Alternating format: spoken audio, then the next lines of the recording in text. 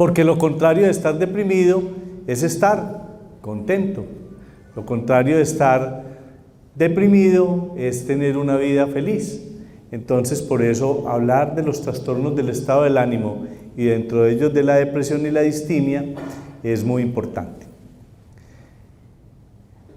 Vamos a hablar primero de qué es la depresión y terminaré diciéndoles entonces qué es la distimia, porque para entender qué es la distimia es fundamental saber qué es la depresión. La depresión es una enfermedad. Cuando digo que es una enfermedad, quiere decir que la persona que está sufriendo una depresión no tiene y no goza de una adecuada salud, porque todo lo que afecta a la salud es una enfermedad.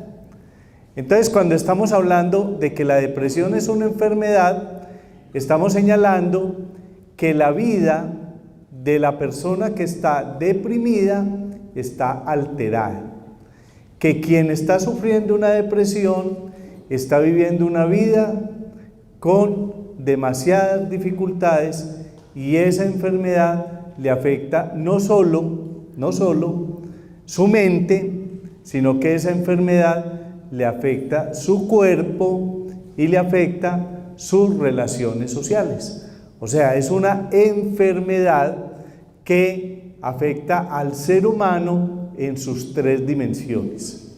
Nosotros somos el conjunto de tres cosas: un cuerpo, una mente y unas relaciones sociales, cruzadas por un espíritu, porque nosotros somos seres que tienen espíritu.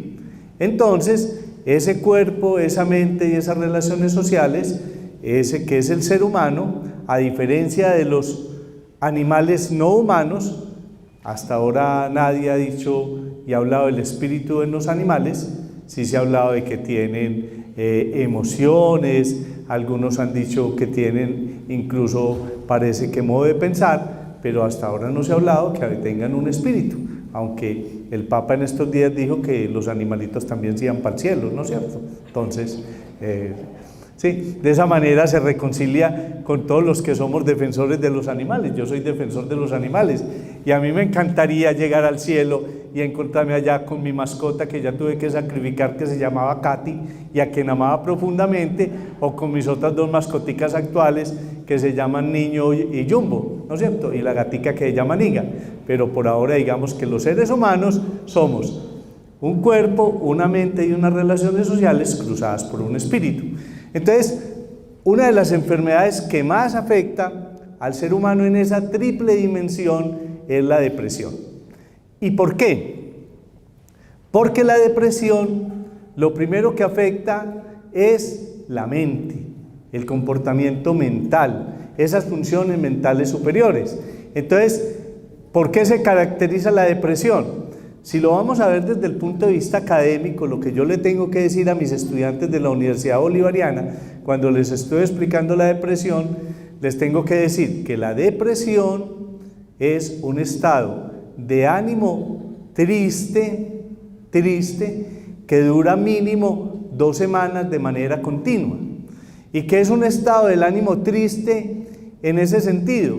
Es que todo el día o la gran mayor parte del día yo me siento abatido, siento un vacío, siento tristeza, sí, me siento decaído, siento que no tengo energía para hacer las cosas, siento que no me motivo a hacer nada, siento que aquellas cosas que normalmente yo disfrutaba en la vida, que a lo que yo le sacaba gusto, ya no le saco gusto. Eso se llama anedonia, la pérdida del sentido como del gusto. A mí me gustaba ir al grupo a compartir con las amigas, con los amigos, No, ya me parece que qué pereza, eso tan cansón, eso lo ponen a hacer allá unos ejercicios, eso lo ponen allá a celebrarle el cumpleaños a no sé quién, entonces ya no le saca gusto ir al grupo. ¿Le gustaba ir al cine? No, qué pereza el cine, eso es lo mismo. ¿Le gustaban las novelas? Ya no le gustan las novelas. ¿Le gustaba ver Televida y ver los programas que dan en Televida? Ya no quiere prender el televisor para ver nada. ¿Le gustaba ir a visitar los hijos, las hijas, los nietos? ¿Le gustaba que le fueran y le hicieran la visita? Ya no le gusta, le estorba que lo visiten, le estorba que la visiten, le estorba salir a hacer visita, no le gusta ni siquiera que le suene el teléfono. Entonces, esas cosas que le gustaban, que disfrutaban, ya no tienen sentido, ya no les gusta. Empieza a haber problemas en el sueño, empieza a no dormir, a dormir poco, le da dificultad dormirse, o se duerme fácil pero se despierta a mitad de la noche o a las pocas horas y no se vuelve a dormir, o se despierta muy temprano y se queda dando y dando vueltas en la cama pero no vuelve a conciliar el sueño. Entonces esa característica se llama insomnio, pero puede haber todo lo contrario, y es que puede haber somnolencia en el día, hipersomnia en la noche, es decir, se la pasa día y noche durmiendo, y entonces quiere estar tirado, como dicen los pacientes, ¿no es cierto? Porque así es la palabra que usan, pero realmente es acostado en la cama, no se quiere levantar. Además, como no tiene energía, ni fuerzas, ni ánimos para hacer las cosas, pues mucho más, porque ¿a qué se va a levantar? Entonces, mire que les estoy diciendo que se le puede a uno quitar el sueño o le puede dar mucho sueño. Son dos síntomas completamente opuestos, pero que se presentan como síntomas de la depresión. Y con el apetito aparece todo lo contrario también, y es que puede empezar a perder peso y a perder el apetito, a no gustarle las comidas, entonces empieza a perderle el gusto a la carne, empieza a perderle gusto a las sopas, empieza a perderle gusto a la ensalada, le sirven el plato normal en la casa y eso le parece un montón, vea, sáqueme de eso, saque de esto, y al final no come y empieza a perder peso. O le da todo lo contrario, y es que le empieza a dar una ansiedad por estar comiendo, y a pesar de que siente que está lleno, que está llena, sigue con la ansiedad de comer, y que fuera comida de sal, como dicen las personas, pero no, le da por comer dulce, le da por comer dulce y harinas, y no le da por comer en el día, sino que el apetito se le abre en la noche y empieza a comer en la noche, y tiene que ir a la cocina y abre la nevera y saca cosas, y todo el mundo, pero mire, usted ya debe estar lleno, usted ya debe estar llena. No, sigue. Entonces empieza incluso a ganar peso. Entonces, puede perder peso o puede ganar peso. Esos síntomas, que son esa tristeza, ese vacío, esa astenia, que es la falta de energía, la anedonia, que es la falta de la anedonia, que es la pérdida de la alegría, la adinamia, que es la pérdida del dinamismo, del emprendimiento, lo va llevando lentamente a empezar a sentirse un estorbo. Empieza, como no tiene energía para hacer cosas, no tiene la iniciativa para hacer cosas, empieza a descuidar sus obligaciones, empieza a descuidar lo que normalmente hacía. Entonces, si estaba en la casa y tenía unas obligaciones en la casa, las va haciendo a un lado, deja de hacerlas, deja de hacer esas obligaciones que hacía en la casa. Si es estudiante, entonces empieza a no querer ir a estudiar, empieza a abandonar el estudio, empieza a no volver a clase, empieza a incluso salir de la casa para irse para clase, pero va, como lo hacen algunos adolescentes cuando se deprimen, entonces se van para el parque, se van para alguna parte y allá se quedan sin hacer nada, pero no vuelven a clase. Y si trabaja, peor, porque entonces empieza a no ir al trabajo, empieza a tener ausentismos laborales y lo pueden echar a uno del trabajo porque no está yendo a trabajar. Entonces, esa falta de energía, esa falta de dinamismo, esa falta de emprendimiento, el perderle el sentido y el gusto a las cosas, lo puede llevar incluso a perder el estudio, a perder el trabajo, a dejar que las cosas en la casa se acumulen y a no hacer nada. Y empieza a haber problemas en la memoria y empiezan a haber problemas como cognitivos. ¿Por qué? Porque el pensamiento empieza a enlentecerse. Uno empieza a pensar como en cámara lenta. Yo sé que las personas que se han deprimido alguna vez entienden muy bien eso. El pensamiento es lento. Resolver un problema que normalmente lo hacía así, rápidamente. Le preguntaron una cosa y él mismo decía, sí, haga esto, vaya a tal parte, eso se lo venden allá, tenga la plata, Eso que lo hacía normalmente como parte cotidiana de la vida, ahora se lo preguntan y no sabe. Y eso, el pensamiento se demora para procesar la pregunta que le hicieron, para encontrar la respuesta. Si encuentra la respuesta, empieza a dudar como de que esa sí es la respuesta, a pensar si es otra cosa. Entonces empiezan como a dudar de si sí o no, ¿será que yo sí sé? ¿Será que eso es como yo lo hacía? Y al final pues, mejor dice, no, yo no sé, eso haga lo que usted quiera porque yo no sé. Y entonces imagínese eso, uno estudiando, uno yendo para el colegio, para la universidad a estudiar, y allá el profesor a 1000 hablando, y uno con el pensamiento, él ya va como en 1000 y yo apenas voy empezando en el 2, porque así funciona el pensamiento de lento. Entonces uno empieza a pensar que uno es bruto, pues que el Señor dice una pila de cosas allá que yo no entiendo. Yo antes le entendía tan fácil, doctor, a ese profesor. Yo antes eso lo entendía como, eso me parecía como pan comido, y ahora yo no entiendo nada, pero nada de lo que dice. Vea, yo voy allá al grupo, doctor, y llevan un conferencista a que nos explique cosas, y yo me quedo en las mismas, yo no le entendí nada de lo que dijo, yo soy como toda lenta, y yo no entiendo. A veces yo empiezo a pensar, doctor, que es que ya me volví como bruto, como bruta, porque no entiendo nada, porque es que el pensamiento funciona en cámara lenta y empieza a ver como esas dificultades cognitivas y empieza a haber dificultades que ya se los dije para resolver los problemas cotidianos de la vida. Entonces va a la cocina, por ejemplo, ¿sí? Y va a hacer el sancocho y bueno, ¿y qué hago con estas papas pues? Y ¿será que echo primero las papas o la yuca? ¿Y qué hago pues como con esto? ¿Y ese pollo qué? Cosas que normalmente hacía, que sabía hacer, ¿sí?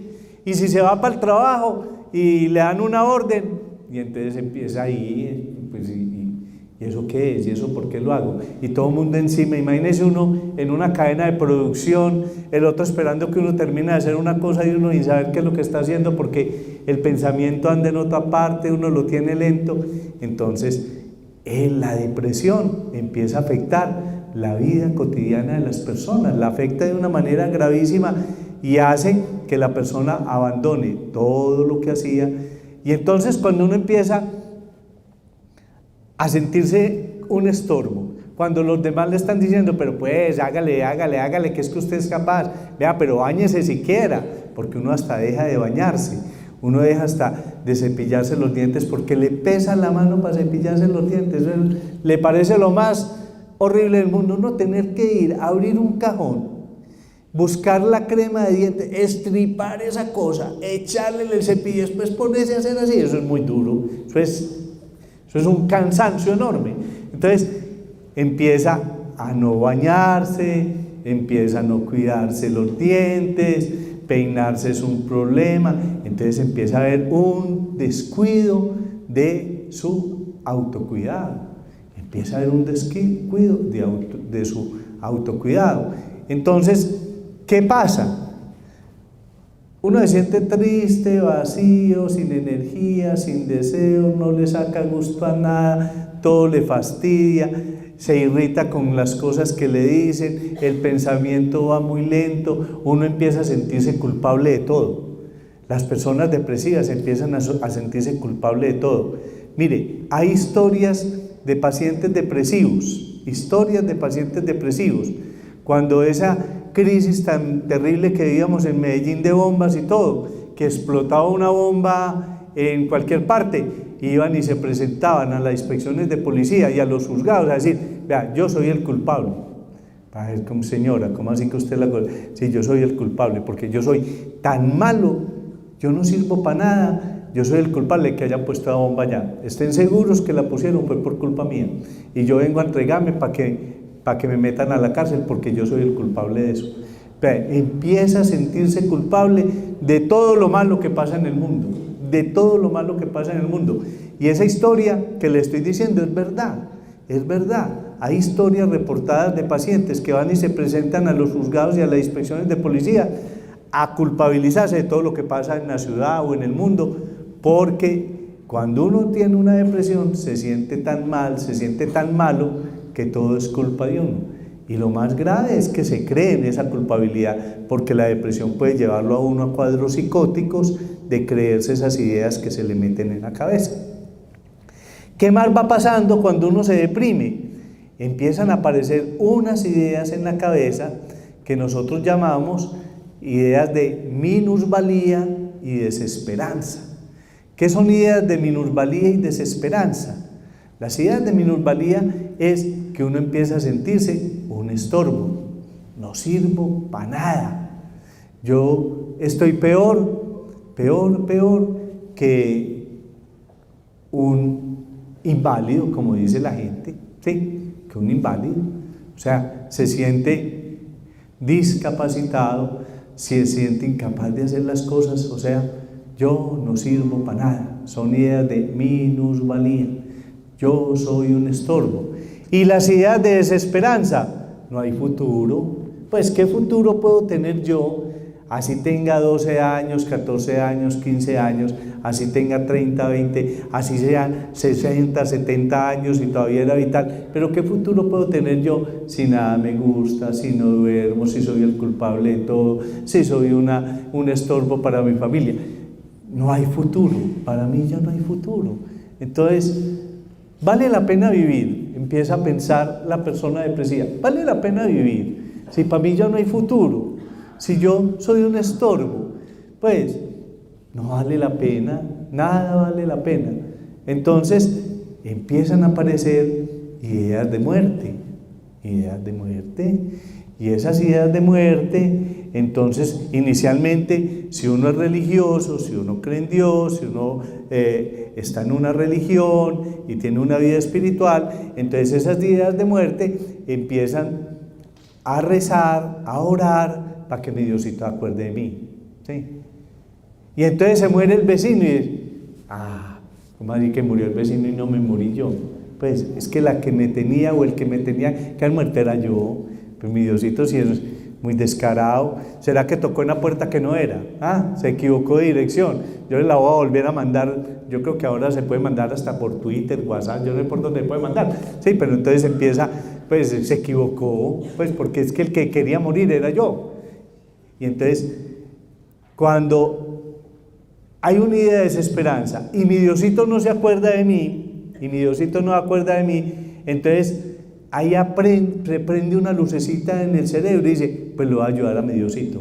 De pronto es que está tan ocupado que no ha podido acordar de mí, ¿sí? Y entonces empiezo a elaborar mi propia muerte, a preparar mi propia muerte, y empiezan a aparecer ideas de suicidio. Y entonces empieza, dependiendo pues de la capacidad que tenga, incluso a buscar por allá en las redes sociales cuáles son los métodos para suicidarse, y empieza a pensar de cómo se suicidó no sé quién, y empieza a aparecer esa idea, y empieza incluso a prepararla, empieza a hacer el plan suicida.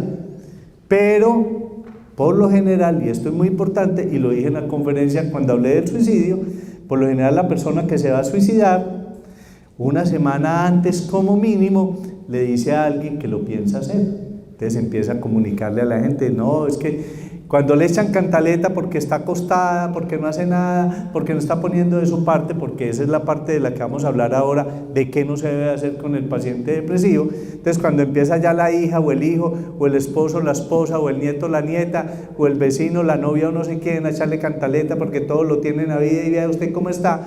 Y entonces llega y le dice, ¿no es cierto mi hijo, no es cierto mi hija, que lo mejor es que yo me muera? Yo creo que yo me voy como a suicidar mejor, ya por ahí compré el venenito, voy a tomar todas las pastas que tengo, incluso cuenta que lo va a hacer, y la otra persona lo que hace es regañarla, y decirle, ¿cómo así? Usted pues está pensando, está enloqueciendo, ¿qué? Y no le paran bolas.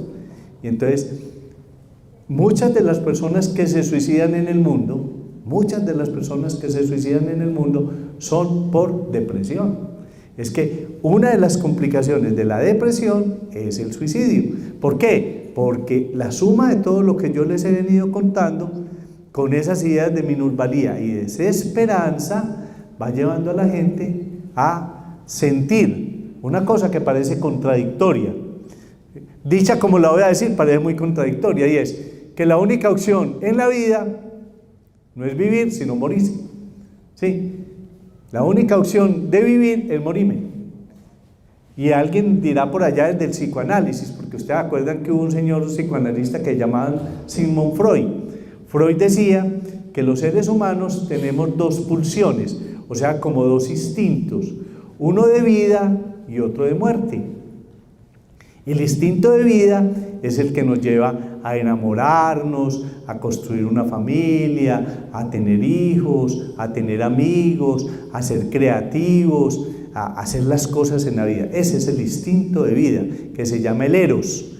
Y todos tenemos un instinto de muerte, que es el que a veces nos hace pensar, a la gran mayoría, porque todos los seres humanos, hay estudios que dicen que una gran mayoría de los seres humanos alguna vez en la vida hemos pensado en la muerte y hemos tenido ideas suicidas, no que hayamos elaborado la idea y no que hemos pensado, la que rico hasta morirnos, por cualquier cosa que nos pasó, sin estar deprimidos o ante cosas, pensamos que es rico morirnos, porque se nos sale como el tánatos, parece al tánatos diciendo, es que si usted se muere, no vuelve a sufrir en la vida. Si usted se muere, no lo vuelve a dejar ninguna novia. Si usted se muere, no lo vuelve a dejar ningún novio. Si usted se muere, no tiene que ir a trabajar mañana. Si usted se muere, no tiene que aguantar la cantaleta a la mamá, al papá, a quién sé yo. O sea, a uno a veces le aparece esa idea por allá en la cabeza y no se asusten que eso es normal, porque ese es el instinto de muerte que todos tenemos. Pero ese instinto de muerte, hay una explicación que dice que es la que nos vuelve violentos.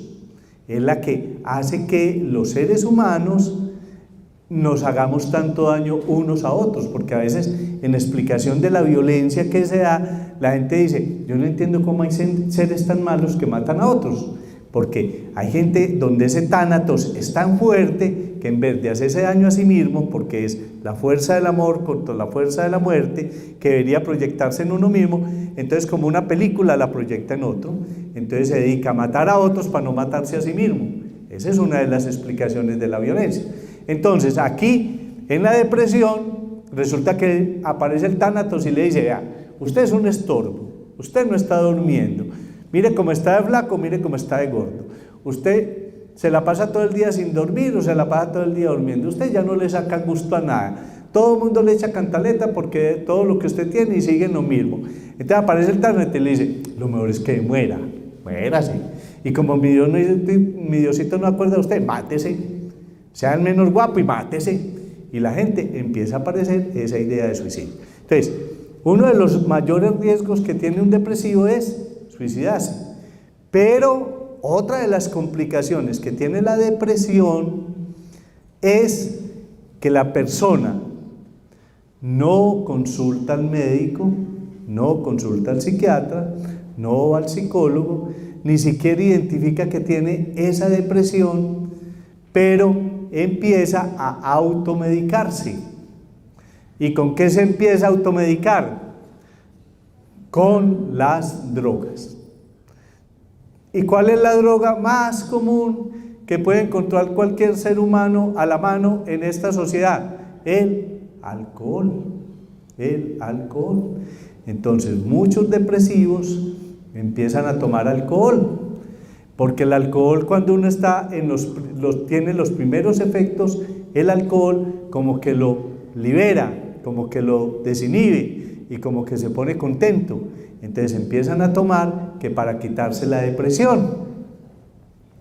Y resulta que es peor el remedio que la enfermedad. ¿Por qué es peor el remedio que la enfermedad?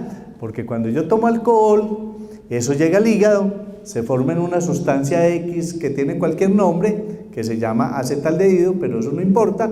Ese acetaldehído se va para el cerebro, llega y quema la serotonina que tengo en el cerebro, que bien poquita tengo porque la depresión se debe a un déficit de serotonina en el cerebro. Entonces el alcohol, esa sustancia acetaldehído, llega al cerebro, quema la serotonina, forma una sustancia parecida a la heroína, y por eso me siento como muy contento en un principio, pero al otro día no tengo serotonina y estoy más deprimido, mucho más deprimido. Por eso la mayoría de los depresivos, cuando van donde el psiquiatra le dice: tómese este medicamento y no tome alcohol. Y la gente cree que le está diciendo que no tome alcohol por la medicación. No debe tomar alcohol, porque el alcohol es un depresor del sistema nervioso central, o sea, lo vuelve más depresivo. Ahora, eso le pasa a ciertos grupos de edad, sí, pero ¿qué le pasa a muchos jóvenes? Porque es que la depresión la pueden sufrir niños, adolescentes, adultos jóvenes, adultos mayores, sí. ¿Qué le pasa a muchos jóvenes depresivos? En ellos la depresión no se manifiesta tan así de libro como yo se la estoy describiendo. A los niños y a las niñas la depresión se manifiesta de otra manera. En los niños y en las niñas empieza a manifestarse la depresión es con dolores de cabeza, con dolores de barriga, quieren mantener solo, se vuelven muy peleadorcitos, no quieren compartir con nadie, no quieren ir a estudiar, se vuelven rebeldes, hacen pataleta, porque ellos son capaces de decir que están depresivos. Dicen que no quieren nada, hacen los juguetes a un lado, no comparten con los niños, se vuelven desatentos en el colegio, también el pensamiento se les pone lentos, y entonces la gente lo empiezan a castigar, a mandarlo para el colegio, a ponerle notas en el colegio, a decir que no hace nada, que no trabaja, que no sé qué. Y eso entonces finalmente es hasta que el niño o la niña le dice al papá y a la mamá: ¿usted para qué me trajo a este mundo? Yo no quiero estar en este mundo. ¿Yo acaso le pedí que me trajera? Esa es una de las cosas que le dicen los niños y las niñas a los papás. Y después le dice: ¿sabe que yo me quiero morir? Eso sí lo saben decir: yo me quiero morir. Y entonces, ¿qué nos pasa con los adolescentes y los niños que entran en estados depresivos? En los adolescentes la depresión se manifiesta más por la irritabilidad.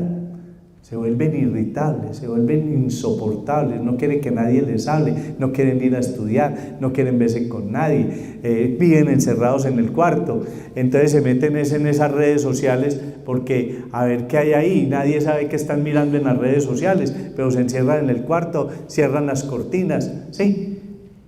A ellos encuentran posiblemente el alcohol, sí, posiblemente el alcohol, pero en esta sociedad moderna encuentran otras cosas, encuentran al amiguito, a la amiguita, al que está en la tienda, al que está en la puerta del colegio o de la escuela, que le dice que consuma drogas, y entonces les empiezan a vender marihuana, les empiezan a vender perico, les empiezan a vender papelitos que son ácidos, LSD, les empiezan a vender unas pastillitas con unos colores todos psicodélicos que son éxtasis, les venden unas cositas, bueno, para los niños sí es más difícil comprarla que la cocaína rosada y el 12B, sí, pero les empiezan a vender drogas y ellos empiezan a consumir eso pensando que con eso, por los efectos que produce iniciar las drogas, de excitación, de ciertas cosas, empiezan a creer y a considerar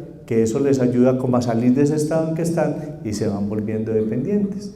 Y los papás ni las mamás y nadie sabe qué es lo que está pasando. Entonces, el otro gran riesgo que se tiene frente a la depresión es no solo suicidarse, eso aparece por allá, sino que nos podemos volver adictos a sustancias como el alcohol o como las drogas, Y acuérdense que hay una diferencia entre drogas y medicamento, ¿cierto? Drogas y medicamentos. Los medicamentos somos los que mandamos los psiquiatras, los médicos, con unos fines terapéuticos, no producen dependencia, no matan el cerebro y no emboban. Los medicamentos son sustancias que no tienen fines terapéuticos, que actúan sobre el sistema nervioso central, que producen dependencia, matan el cerebro y al final lo pueden enloquecer a uno o embobar. Esa es una diferencia entre drogas y medicamentos.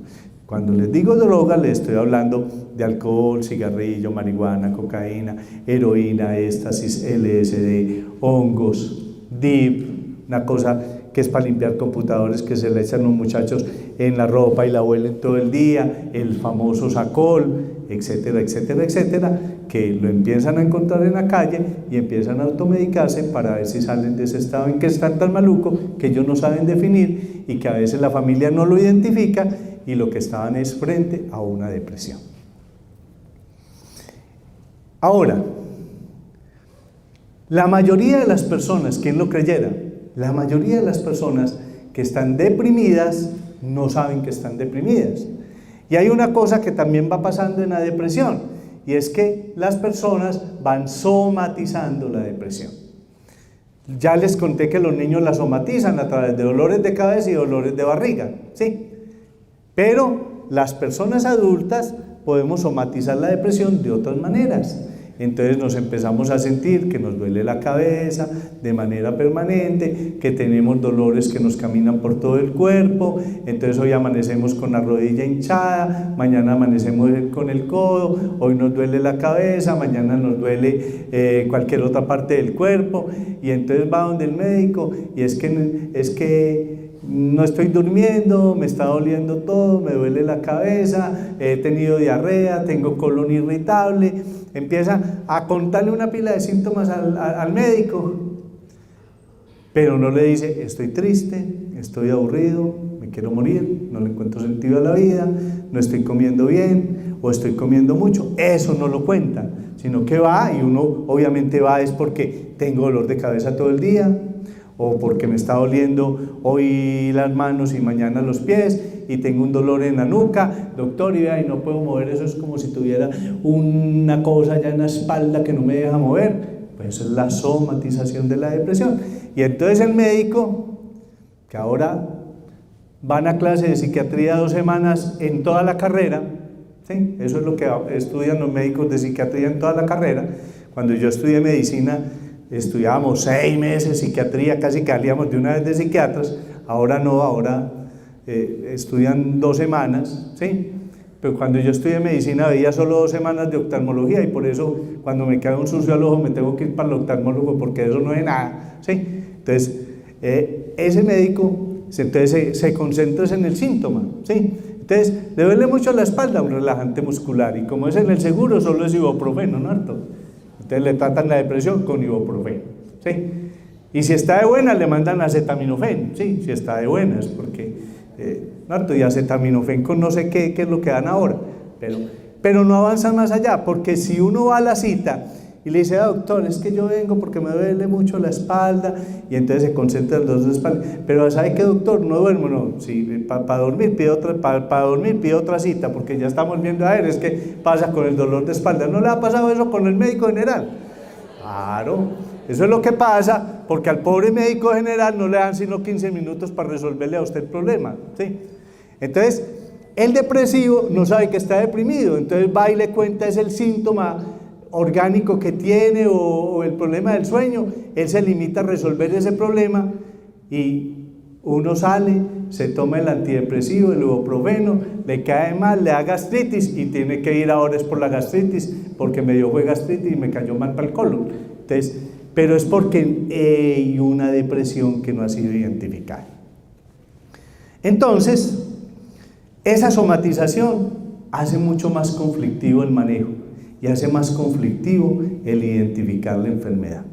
Entonces, uno que busca cuando está hablando de la depresión y les está contando a ustedes que la depresión existe, lo que está buscando es que la gente identifique que la depresión es una enfermedad, que la depresión tiene todos esos síntomas: el sueño, el apetito, la pérdida de la energía, la alteración en el sacarle el gusto a las cosas, que se puede asociar a somatizaciones en todas partes, para que cuando uno empieza a sentir como todo eso, o haya alguien alrededor de uno que está como uno identificándole todo eso, que está como llorando permanentemente, que todos los problemas se los echa encima como si fueran de ella.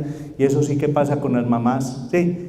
Las mamás llegan al consultorio: bueno, ¿y a usted qué le pasa? No, nada, doctor, seguro, no le pasa nada, ¿no? ¿Cuántos hijos tiene? 14. ¿Y cuánto tiene el menor? No, mi niño tiene 45, doctor. Sí, bueno, ¿y hay algún problema? Ay, sí, doctor, yo tan preocupada con mi niño porque, doctor, no se ha casado, vive en la casa, le montamos 3 negocios y todos los ha quebrado, y toma mucho trago, y yo sigo muy preocupada, pero no, doctor, pero venga, ¿eso la está afectando a usted? Doctor, sí, pero es que para eso soy mamá. No, uno no es mamá para sufrir toda la vida, ¿sí? Pues yo no creo, pero eso la tiene deprimida, pero no lo ha identificado. Entonces, ¿cuál es el objetivo? Aprender que la depresión existe, que todos esos síntomas están ahí, y que si uno los está sintiendo y alguien alrededor los está sintiendo, puede decir: venga, es que usted tiene una depresión, camine, busquemos quien le ayude, vamos donde el psiquiatra. Vamos donde el psiquiatra. El psiquiatra es un médico especializado en salud mental que le va a ayudar. Pero mire lo que pasa, y lo que pasa muchas veces: van donde el médico empieza: bueno, le duele la nuca, sí, muy bien, ¿y cómo está durmiendo? De pronto le prende el bombillito y le empieza a preguntar cómo está durmiendo, y ha perdido peso, sí, y anda como irritable, sí, y usted sí está saliendo, no, y entonces mete la cucharada del acompañante y le dice: no, doctor, vive acostada llorando todo el día. Entonces el médico le dice: usted lo que tiene es una depresión, se tiene que ir para el psiquiatra. Oiga, doctor, yo acá estoy loco, no, yo por allá no voy a ir, sí, yo por allá no voy a ir, es que, ¿cómo así que no, yo no estoy loco, a mí no me mande para donde el psiquiatra? Y resulta que entonces el médico se queda encartado porque no sabe qué mandarle, porque no le puede hacer un manejo de la depresión, y además cuando le está diciendo que está deprimido no le está diciendo que está loco, la locura es otra cosa. Pero entonces, ya cuando llegue a la próxima cita siempre le van a decir lo mismo, y muy pocas bolas, me perdonan el término, muy poco cuidado le van a parar, porque cuando ya hay un diagnóstico de depresión y uno no ha aceptado ir al psiquiatra y sigue consultando y consultando, todos se lo asocian con la depresión. Entonces es muy importante entender que gracias a Dios existimos los psiquiatras. Yo siempre he dicho una cosa que es bien importante entenderla, y es: Dios obra milagros por millones, todos los días, gracias a la medicina, y por eso cuando alguien se alivia, siempre dice: vea, me alivié, gracias a Dios, y a ese médico tan bueno al que fui, pero gracias a Dios, ¿no es cierto? Entonces, Dios obra milagros todos los días, por millones, a través de la medicina. Entonces, si a uno el médico lo remite para el psiquiatra, porque le está viendo todas estas cosas que tiene, pues al menos yo les garantizo con un muy buen médico, un médico que sea capaz de decirle: váyase para donde el psiquiatra porque usted tiene esto, y eso es una enfermedad depresiva, una enfermedad ansiosa, váyase para allá, es porque es muy buen médico. Eso sí, no se les olvide, es porque es muy buen médico, no porque se quiere desencartar de ustedes. Porque mucha gente cree que cuando el médico lo manda para donde el psiquiatra o para donde el psicólogo es porque se quiere desencartar. Usted como que no sabe qué tiene.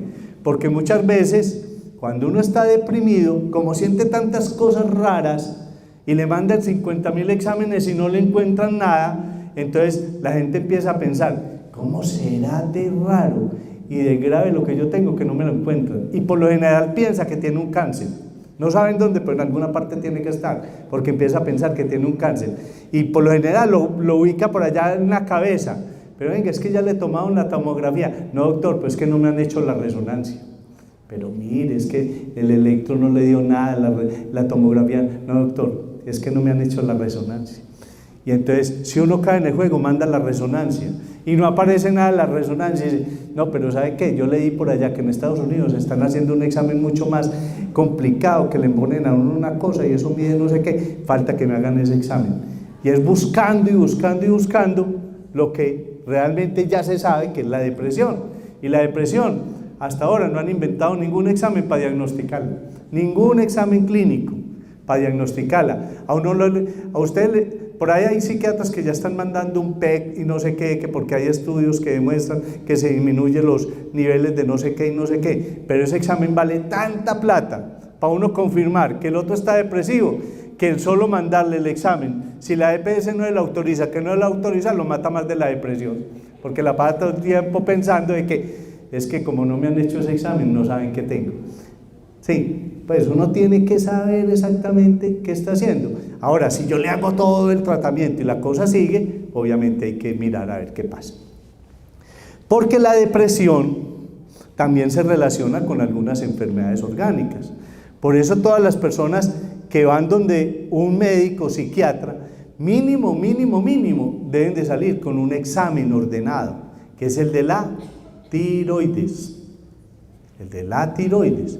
Porque cuando uno tiene problemas de tiroides, ya sea un hipotiroidismo, que es cuando el examen da alto, cuando yo tengo la TSH alta es porque la tiroides está funcionando muy poquito.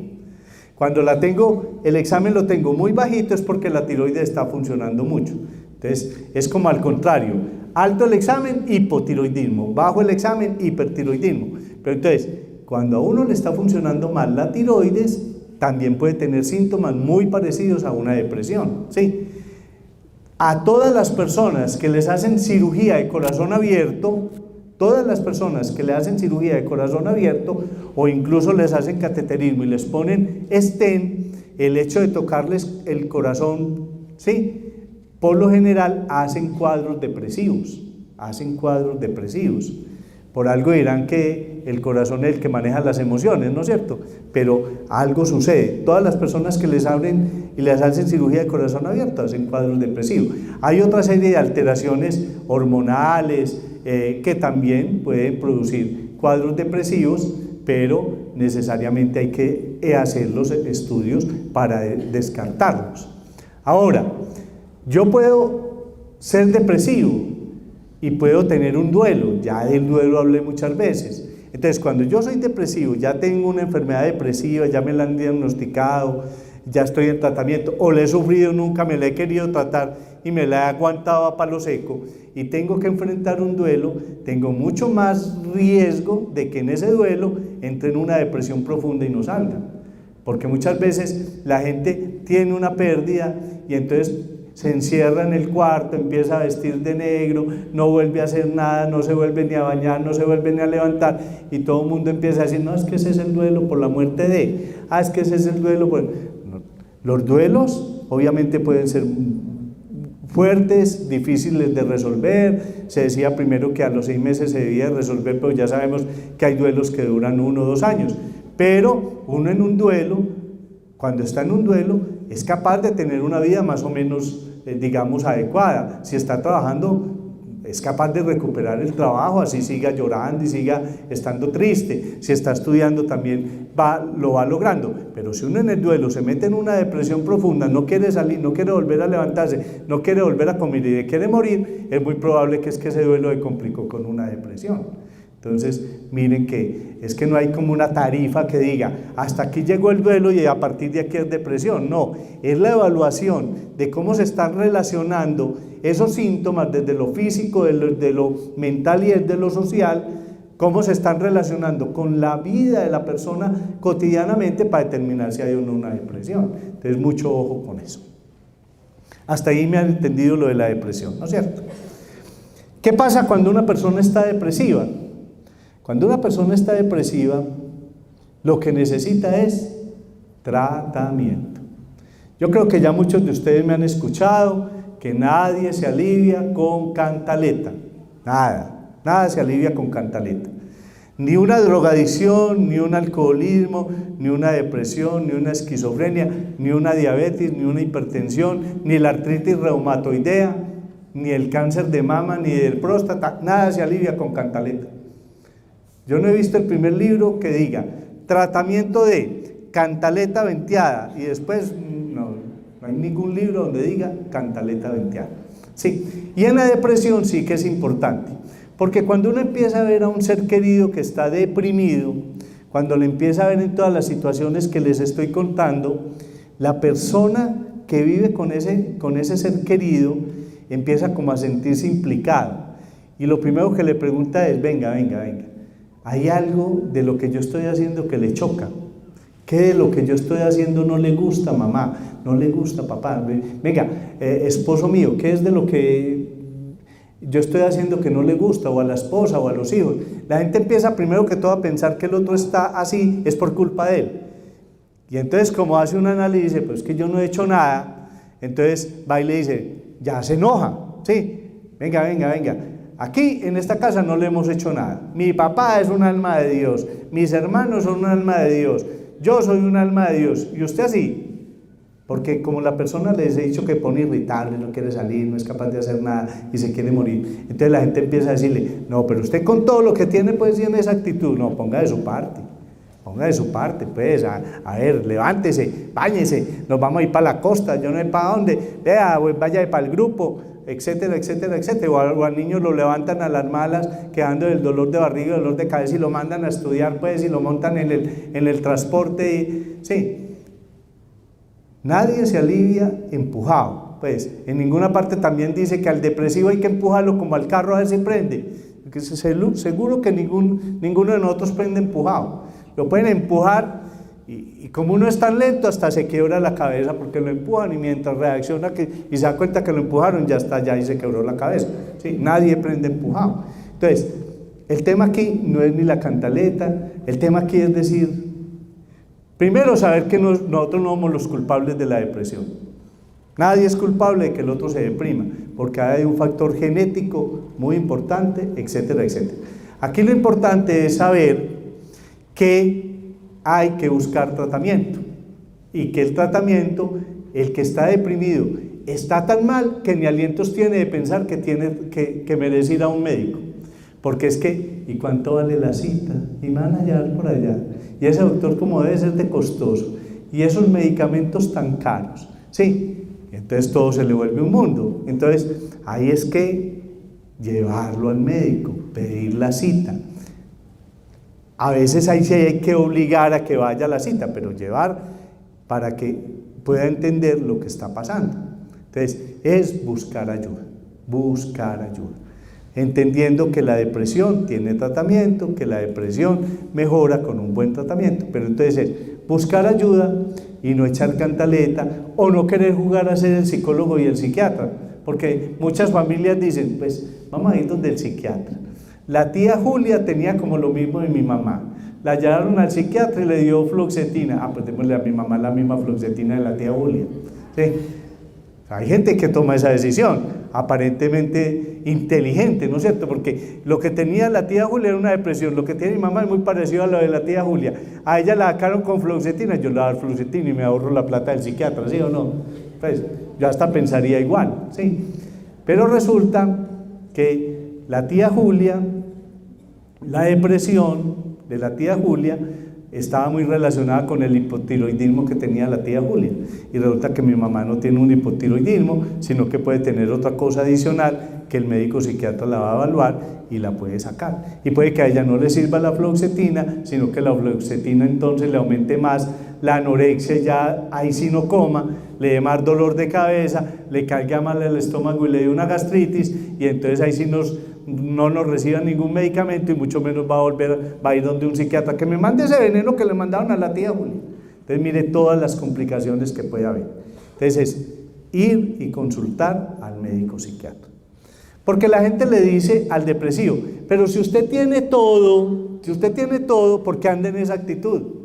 Entonces yo siempre le digo a mis pacientes, cuando alguien le diga, usted tiene todo, ¿por qué anda en esa actitud? Usted le tiene que decir, primero, esa no es mi actitud, es que yo estoy enfermo y eso es como me siento. Y segundo que todo, yo no tengo todo, a mí me hace falta una cosa.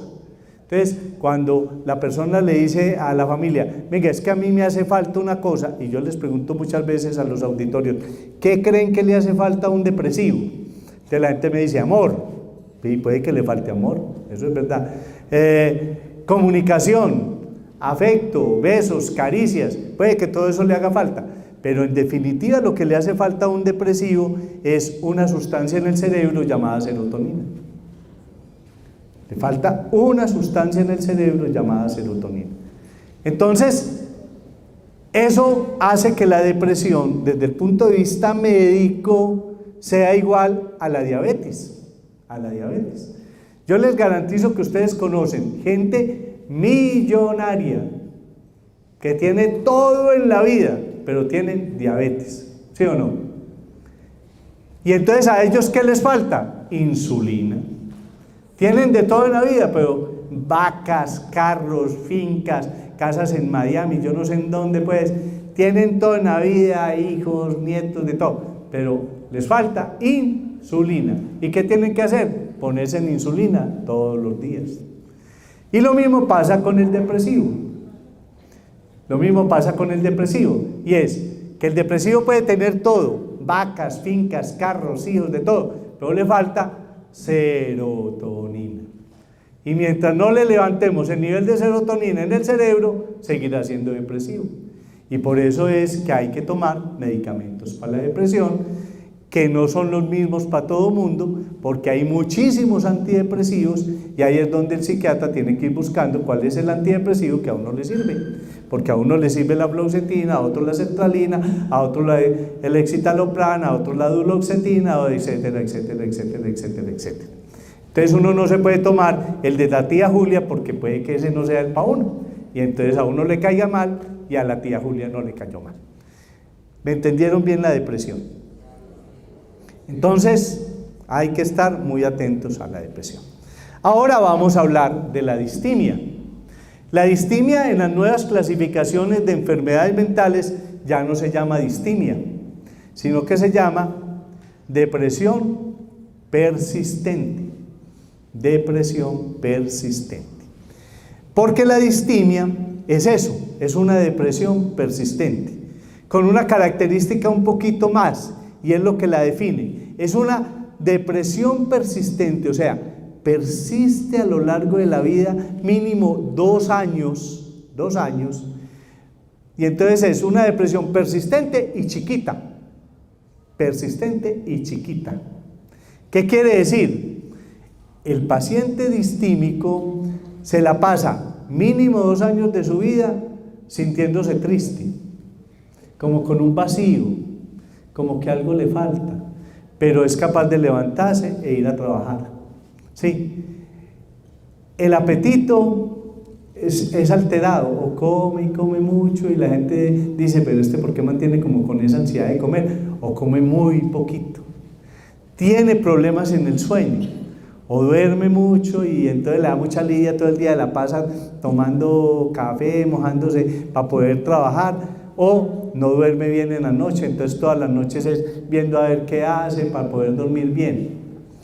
Tiene problemas de irritabilidad permanente, se la pasa de mal genio, a nada le saca gusto.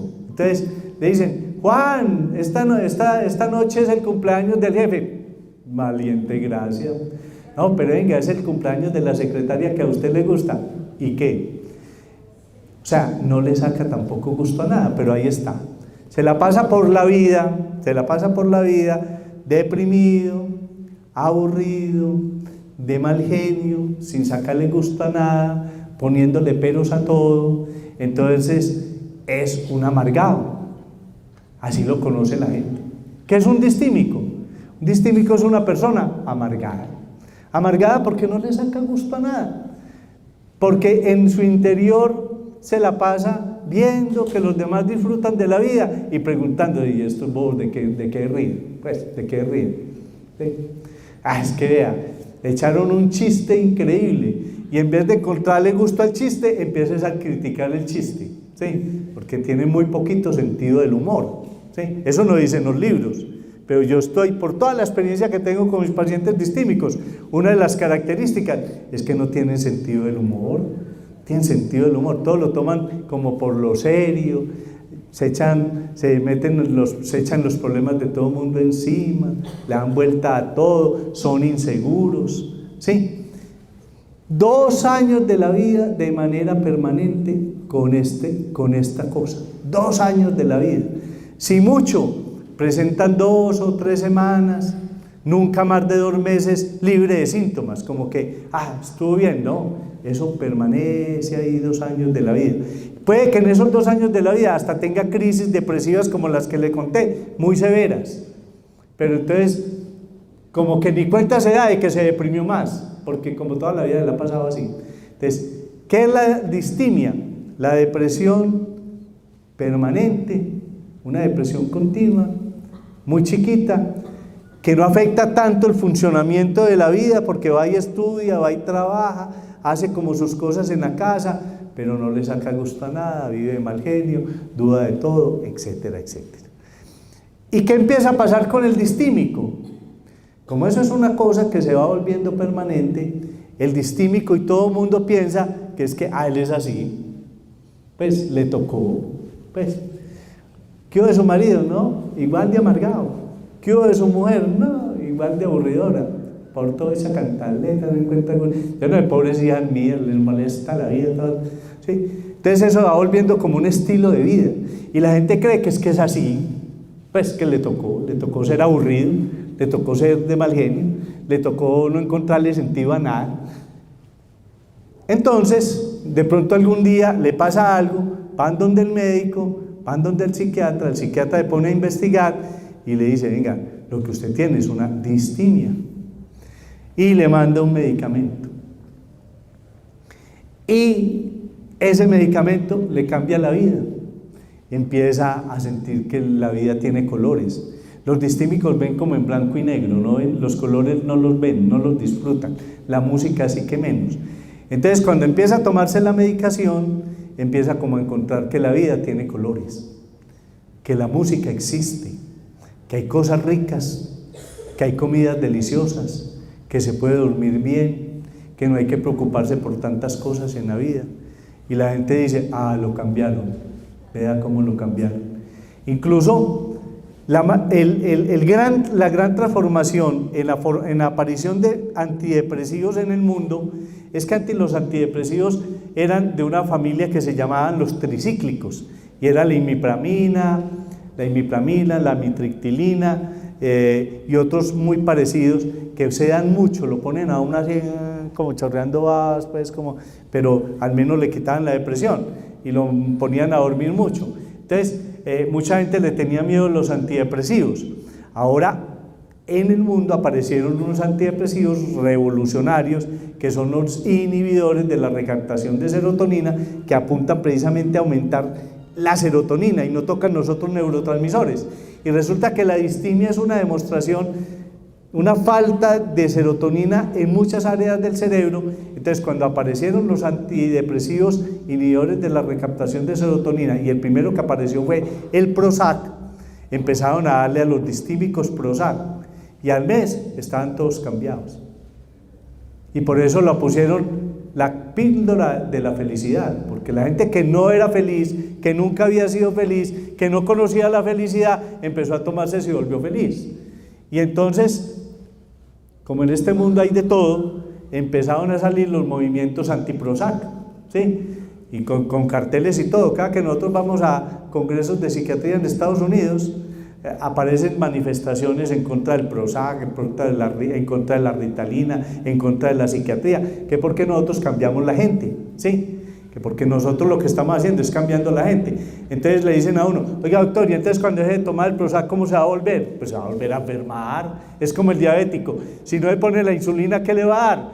Gangrena, se van a dañar los ojos, los riñones. Entonces cambiamos al pobre diabético pues porque ya lo tenemos funcionando bien y ya no le da la gangrena.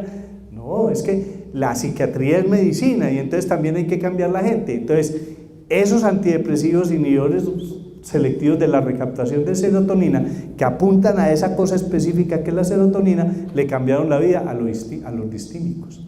Se la cambiaron, porque yo les puedo garantizar, por toda la experiencia de 30 años de psiquiatra, que no ha habido una vida más amarga que la de un distímico. Yo leo muchas caricaturas, si ustedes han visto a Olafo el Amargado, si alguno ha leído a Olafo el Amargado, ese es muy distímico. Es distímico, pobre Helga, ¿sí o no? Es lo más distímico del mundo. ¿Y cómo se trata la distimia de Olafo el Amargado? ¿Ustedes han visto cómo se la trata? En la taberna tomando cerveza. ¿Han visto? En la única parte donde les muestran a Olafo el Amargado medio contento y hablando cosas es cuando está con chiripa tomando cerveza en la taberna, ¿o no? Entonces, ¿por qué? Porque los distímicos corren ese riesgo de volverse unos alcohólicos y drogadictos para poder superar su distimia, porque cuando están tomando cerveza o consumiendo drogas están más o menos desinhibidos y medio encuentran la felicidad. Y mire, hasta una caricatura muestra la realidad del distímico y muestra a dónde se puede caer. Ahora con lo que les he dicho, vuelvan, lean a Olafo el Amargado y verá, ¿sí? Ni siquiera cuando está saqueando a Inglaterra está feliz, ni siquiera. Sí, ni siquiera cuando está saqueando a Inglaterra está feliz. Pero cuando está en la taberna con chiripa tomando cerveza, es cuando lo muestran más o menos sonriente, ¿no han visto?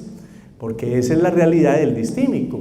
Entonces, muchas personas solo descubren que son distímicos cuando de pronto oyen hablar de la distimia, cuando de pronto empieza uno a contarles: la distimia existe, es una depresión persistente, como chiquita pero muy maluca, que se caracteriza porque no le saca gusto a nada, porque son irritables, a todo le ponen pero. Entonces la gente dice: así es mi mamá, así es mi papá, así es mi hermano, así es mi esposo, así es mi esposa, y empieza como a descubrir eso.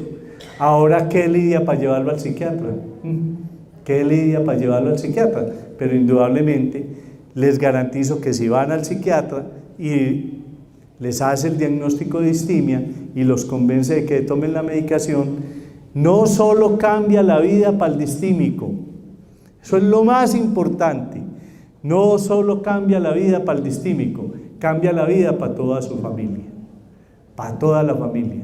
Porque uno ve al papá, que ya no es problemático, que hasta le pide uno permiso y le dice: bueno, y necesita plata para que pase, bueno, y me cambiaron a mi papá, pero así sí está muy bueno, ¿sí? O ver a la mamá que no echa cantaleta y que le pide un permiso pues para irse para Cartagena y la dejó ir, ¿sí? Y no preguntó con quién.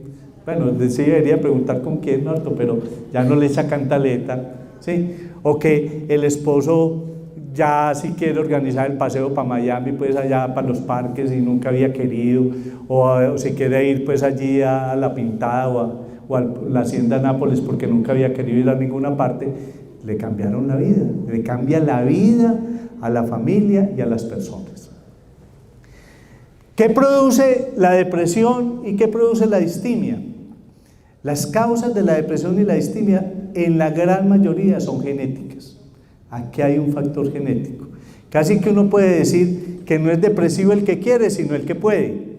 Lo que pasa es que esos genes tienen cierta fuerza para manifestarse. Unos se manifiestan más fácil que otros. Pero hay factores de la vida cotidiana que, si uno tiene el gen depresivo, hacen que uno se deprima más fácil. Entonces obviamente vienen las situaciones estresógenas de una sociedad tan competitiva como la que vivimos. Por eso a uno la gente le dice ahora: oiga doctor, ¿y por qué ahora hay más depresivos que antes?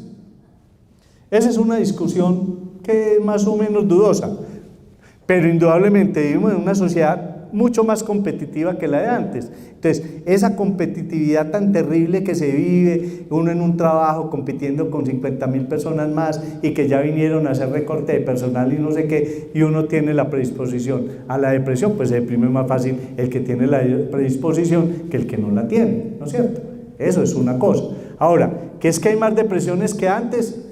Yo siempre les he contado la historia del pueblo mío, y es que en el pueblo mío, cuando yo era muy chiquito, una señora descubrió, la mamá de un compañero mío, descubrió que el marido le era infiel. Y como a los 3 meses la señora murió, ¿sí? Entonces yo le pregunté a mi mamá, que era una sabia, le pregunté, mamá, ¿de qué se murió la mamá de fulanito de tal? Que era una señora muy joven. Yo soy el menor de mi familia, entonces mi mamá era muy mayor, y este era el mayor de esa familia, o sea que la mamá era muy joven, y la señora murió. Yo fui y le pregunté a mi mamá, oiga, mamá, ¿y de qué murió la señora tal? Y mi mamá me dijo, se murió de mal de amor y bicho seco. De pena moral, pero en los pueblos lo llamaban mal de amor y bicho seco. ¿Y qué es mal de amor y bicho seco? Entró en un cuadro depresivo, dejó de comer, se puso como el ratoncito que le echan estricnina, se secó y se murió. Mal de amor y bicho seco. ¿De qué se murió? De una depresión. ¿De qué se murió? De una depresión. Entonces, posiblemente la depresión siempre ha estado ahí, pero no la diagnosticaban, ¿sí? Yo cuando empecé el rural por allá en un pueblo, llegó una señora con 50.000 preocupaciones, había consultado a todos los médicos y le mandaban de todo y nadie le había diagnosticado la depresión, y lo que tenía era una depresión. Lo que pasa es que antes no las diagnosticaban como la diagnosticamos ahora. Antes no había tantos psiquiatras como lo hay ahora. Antes no había un programa de televisión como el que tenemos en Televí para hablar de psiquiatría, que gracias a Dios tenemos mucha audiencia y la gente entiende que la psiquiatría y la salud mental es un derecho. Entonces, antes no había tantas cosas que le permitieran a la gente identificar la enfermedad y entender que se podía enfrentar. Entonces, la depresión siempre ha estado ahí. Y vuelvo y les digo, la sufren los niños, la sufren los adolescentes, los adultos jóvenes y los adultos mayores. Ahora, la depresión en un adulto mayor, gravísima, porque la depresión en un adulto mayor lo va llevando con eso que les dije, que enlentece el pensamiento, que les afecta la concentración, los va llevando a tener problemas en la memoria y los va entrando como en un cuadro demencial. Y fuera de eso, cuando uno se deprime, se vuelve más estresado. Cuando uno se estresa, se le puede aumentar la presión arterial. Y si uno es hipertenso, pues entonces se le descuadra la presión y son mándele y mándele medicamentos y nada que lo cuadran. Y entonces va al cardiólogo y al internista y le quitan el valsartán y le ponen el amlodipino y le quitan el amlodipino y le ponen el losartán y le quitan el losartán y le mandan el no sé qué y nada que se cuadra, porque el estrés y la depresión no deja.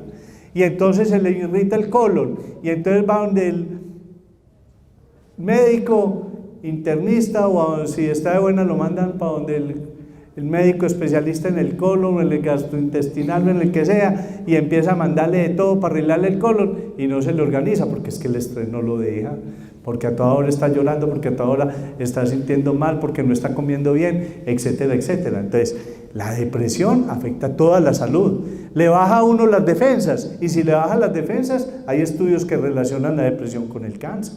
Hay estudios que relacionan la depresión con el cáncer. Entonces, cuando estamos hablando de la depresión, estamos hablando de una enfermedad muy grave, y más en la edad mayor, en los adultos mayores, mucho más. Entonces, eso siempre hay que tenerlo en cuenta, porque muchas veces a los adultos mayores, que la mamá no hay que volver a levantar, es la acostada. Pues como así que la deje acostada, vaya, pregúntele por qué no hay que levantar, vaya, mire a ver qué pasa. Entonces, mucho ojo con eso. Entonces, estamos hablando de una enfermedad muy común. Las estadísticas son muy contradictorias. Uno lee estadísticas que dicen que en el mundo el 3% es depresivo, que la Organización Mundial de la Salud dice que 350 millones de personas son depresivas, pero también he leído estadísticas que dicen que el 12% y hasta el 15% de la población mundial es depresiva. O sea, son estadísticas muy disímiles, pero yo sí les puedo garantizar que la Organización Mundial de la Salud tiene razón cuando dice que en el 2020, que es en 4 años, la mayor nivel de incapacidades laborales va a ser por depresión. Va a ser por depresión, porque no hay nada que lo incapacite a uno más para vivir. Y eso incluye el estudio, el trabajo, para todo. No hay nada que lo incapacite a uno más para vivir que la depresión, que la distingue. Y por eso es tan importante hablar y hablar y hablar de la depresión, para que la gente entienda que la salud mental es un derecho y que cuando uno va a un médico y el médico no le encuentra nada, le mandó 50.000 exámenes, es muy probable que lo que uno tenga es una depresión y lo que necesita es un buen tratamiento psiquiátrico. ¿Me entendieron la distimia? ¿Sí me la entendieron? ¿Conocen distímicos? Yo creo que sí. Según las estadísticas norteamericanas, hasta el 6% de la población es distímica. Hasta 6%. O sea, de 100 hay 6 distímicos. Aquí estamos como 200 personas, mínimo hay 12 distímicos, mínimo. Sí, mínimo. Tienen que pedir cita, ¿no es cierto? Tienen que pedir cita, no necesariamente conmigo, sino en la EPS, y ya pueden ir donde el psiquiatra y decirle, yo estuve en una conferencia y ese doctor dijo que yo era distímica, vea, tengo esto, le ayuda al médico, pues hay derecho, en 10 minutos le ayuda a hacerla y le dice, mándeme el tratamiento, ¿no es cierto? Entonces, ya muchos saben. Bueno, de todas maneras, de verdad que muchas gracias por venir, por aceptar esta invitación. No saben lo feliz que a mí me pone que ustedes vengan hasta aquí, que se den el trabajo de venir un viernes a esta hora a escucharme. Eso me convierte en el hombre más feliz del mundo y eso es de lo que yo vivo, de ser feliz. Muchas gracias.